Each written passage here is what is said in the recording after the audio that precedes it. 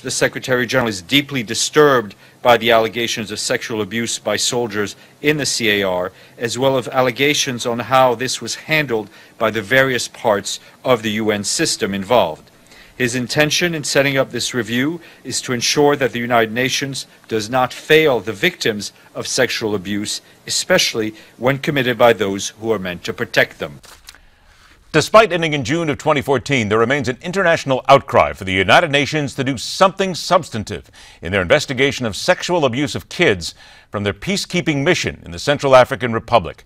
The UN Secretary General finds himself backed into a serious corner with little happening in getting to the bottom of what occurred and who should be brought to justice. And those seeking answers are still smelling a cover-up. Our guest is a former investigator for the United Nations Office of Internal Oversight Services who believes there is a cover-up culture at the UN involving potential criminality such as this. Let's welcome Peter Gallo to MidPoint. Peter, thank you so much for being here today. Good afternoon, Ed. Peter, when we look at what's happening here, the UN is now creating a panel to review the handling of the sex abuse inquiry. But when we look at the starting of a panel, there have been people who supposedly have been looking at it for some time. So is this just trying to basically wash over what wasn't done in the first place and trying to cover up somebody's tracks? It certainly looks that way, Ed. The information was leaked to the press as early as the 29th of April.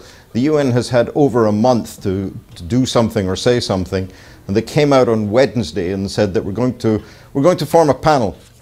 We don't know who's going to be on the panel, and we don't actually know what the panel's terms of reference are. What's happened today is the word is that the name that's being suggested for chairing this panel is Patricia O'Brien, who's the former General Counsel.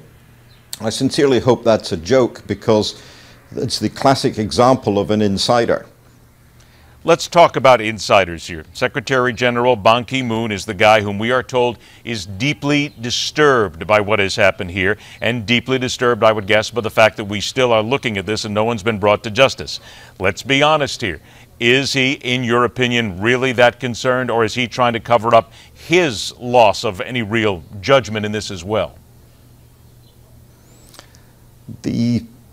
We know that the Secretary General was aware from early April that the director of the Investigations Division of OIOS had recused himself from taking part in that investigation.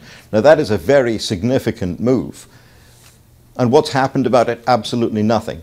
There is a real reason, there is a strong legal defect in any investigation that's been carried out by OIOS, and absolutely nothing's been done about it. Peter, who are they covering up for here, if they are anybody, or does this go right to the top of the UN?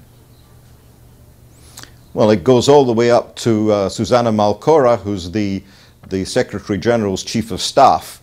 If you're asking the question, did Ban Ki-moon himself know? Well, that is a question which presumably the independent external review panel will have to try and find out.